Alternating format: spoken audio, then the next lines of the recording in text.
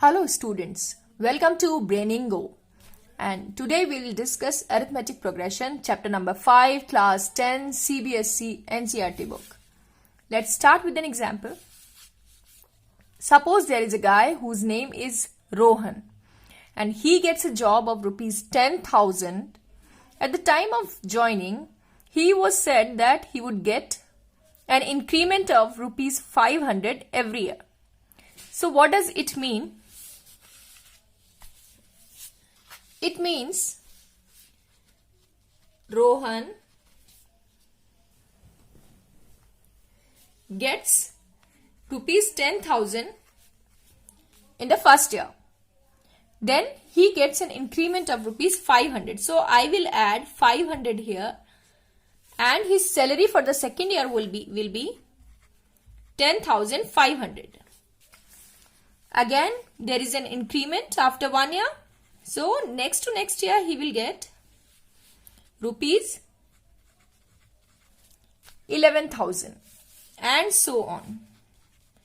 11,500, 12,000 and so on. So here what do we understand? This is an arithmetic progression. This is an arithmetic progression. It's a list of numbers in which each number is obtained by adding a fixed number to its previous number. I repeat, this is a list of numbers in which each number is obtained by adding a fixed number to its previous number.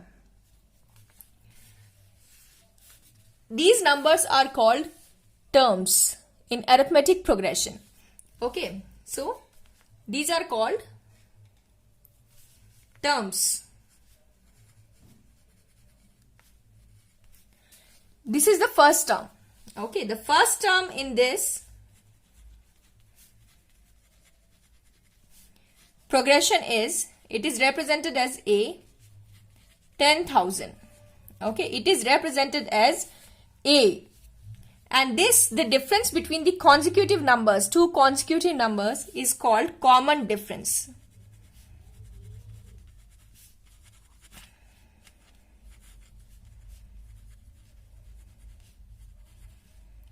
It is represented as D. So in this case, it is 500. Okay, this is the difference of the consecutive numbers. It must be the same in each case. Here we are adding 500, here we are adding 500, again I am adding this to 500 and I am getting the next number. So this is an AP. In case I add 500 to the first number, I add 600 to the second number, 700 to the third number or different numbers, then it will not be an AP. So these differences must be the same, a constant number. It is called common difference. One more thing we should keep in mind, that we should always subtract the previous term from the next term. Okay, we should always subtract the previous term from the next term. We cannot do vice versa. Let's move to one more example here. When we go to a restaurant, okay, we see that square tables are there. All the tables are square. And one table can accommodate 4 people. It has 4 seats. Okay. So, if we feel that the seats are not enough, what we do? We'll ask the guy, the restaurant person, to join one more square table. And now it has 6 seats around it. In the same way, if I find that these seats are not enough still, so I will ask the person to join one more seat, or I will just join I will pull the table and I will join one more seat, right? So now it can accommodate 8 people around it.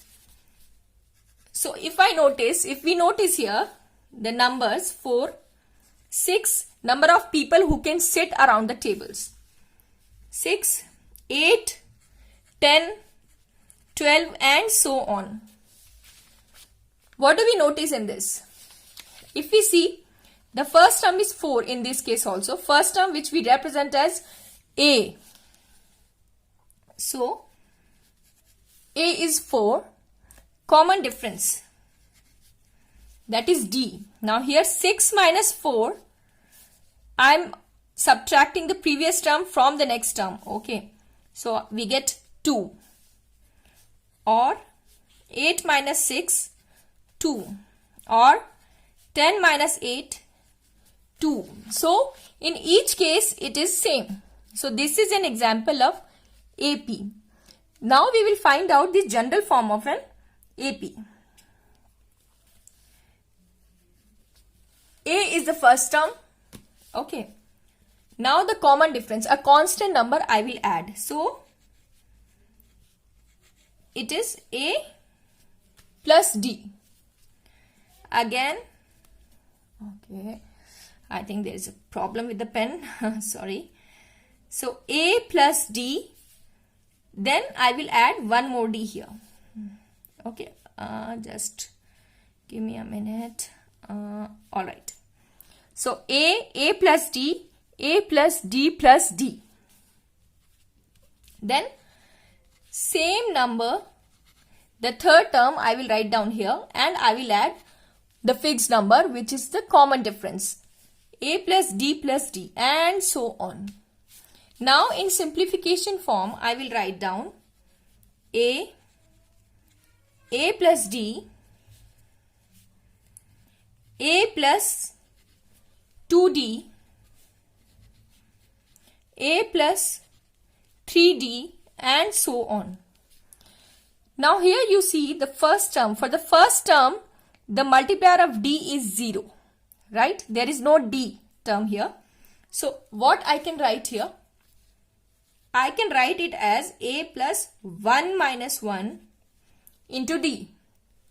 Okay. Then second term I can write it here as 2 minus 1 into D. It is nothing else, just the multiplier of D is 1. So instead of 1, in place of 1, I have written 2 minus 1. Okay. Here I will write 3 minus 1 in place of 2. Okay. Instead of 2, I have written 3 minus 1 multiplied by 2 and so on. So what do I notice here? For first term, which is 1, here A plus n 1 minus 1 into D. The second term I can find out by A plus 2 minus 1. It is the second term and I am doing here 2 minus 1 into D. This is the third term and the multiplier of D is 3 minus 1. A plus 3 minus 1 into D. So, in case of nth term, we can also represent as A1, A2, A3, A4 these terms. So, I can write An is equal to A plus n minus 1 into D. The same way we have written these terms, right? The fourth term is A plus n minus 3 minus 1 into D. So, if I want to find out nth term, I will write A plus, A is the first term here, n minus 1 into D.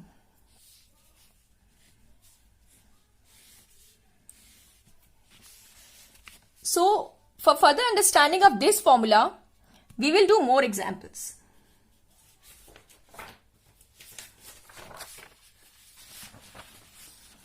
Now here, let's discuss the series which we have done previously. 10,000, 10,500 or this 4, 6, 8, 10, 12. So, let's take 4, 6, 8, 10, 12 and so on. So here, if I am asked to, I will just note down this formula again. So it will be easy for us to follow that, to put the values in this and find out the values what we want to find out. Alright. So now, suppose we, in the question is asking to get 12th term. I want to find out 12th term here. So what I will do is A. A means the first term, which is 4 in this case. And N is what? 12. N is the term which we want to find out. So N is the 12th term. So 12 is N. 12 minus 1 and D. What is D here? 6 minus 4, 2, or 8 minus 4. D is the common difference, which is the difference of any two consecutive numbers. Okay, but remember that you will always subtract the previous number from the next term, or else if you do vice versa, it will be wrong. Okay, so in this case it is 2. So what we get is 11 into 2, that is 4 plus 22, and comes out to be 26. One more question we can do here. Suppose I want to find out 8th term. So 4 plus 8 minus 1. A is 4, the first term. N is 8 here. So 8 minus 1 into 2. 4 plus 7 into 2. That comes out to be 18. When we ask a kid to draw grapes, how does he draw? He will do, see, he will draw grapes like this.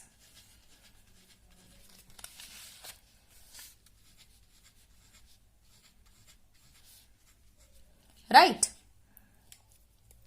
So, the first row has 5 number of grapes, second row has 4, third has 3, 2 and 1. I can write it down as 5, 4, 3, 2, 1 in the form of series, arithmetic progression. If we see here, A is 5, which is the first term.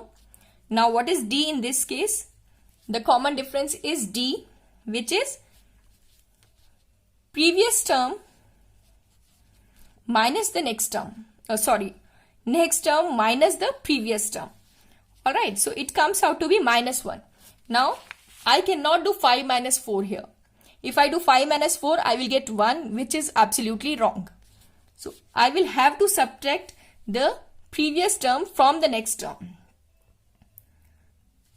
3 minus 4 minus 1. Okay. In this case, if I want to find out, I will write down the formula again for easy understanding, and if you keep writing it, you will remember it. So, A plus N minus 1 into D. Again, in this case, if we want to find out, this is the series, right? So, if we want to find out 6th term, A6. What is the first term in this? 5. A is what? 5. Then 6 minus 1. And D is what? Minus 1.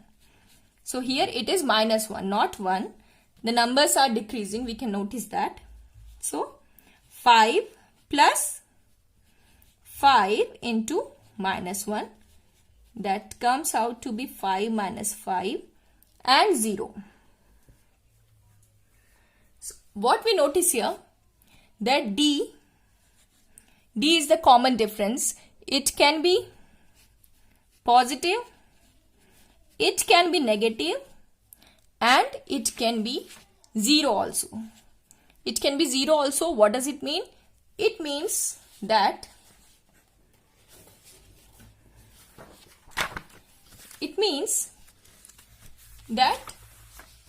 if I write 12, 12, 12, 12. Then this is also an AP. It is fulfilling the condition of being an arithmetic progression. A is 12 in this case and D is 12 minus 12, which comes out to be 0. So, D can be positive, negative, or 0. Now, if we talk about the natural numbers which are below 20 and which are divisible by 2. Okay, we all know the natural numbers which are below 20, less than 20 and which are divisible by 2. The numbers are 2, 4, 6, 8, 10, 12, 14, 16, 18. Okay, so these are all the numbers which are below 20 and which are divisible by 2. A is 2 here and D is 4 minus 2, 2, or you can do 8 minus 6, and difference of any two consecutive numbers in which you are subtracting the previous number from the next number. Okay, so 2. Everywhere it is 2, 2, 2. So this is an AP. But we know the last term here. The last term is 18 here. We can find out. Okay, we can find out with the formula, or we can just know, we just know that this is the last term here. We can count the number of terms here. So this is called a finite AP, that is finite arithmetic progression. Now, all the natural numbers which are divisible by 2. What are all the natural numbers? 2, 4, 6, 8, then 10, 12, 14, 16, 18, up to 100. Then after 100 also, so many numbers are there, then 1000, and I cannot count it. We don't know how many all the natural numbers are there which can be divided by 2. I don't know. It is up to infinite. I don't know the last term of that. That is why it is called infinite AP. So there are two types, finite AP and infinite AP. Finite AP in which we know the last term. Infinite AP in which we don't know the last terms. It has infinite numbers in it. So if you really like this video, please like, share and subscribe. And in the next video, we will discuss exercise 5.1 of this book. And till then, keep learning, happy learning. Bye-bye.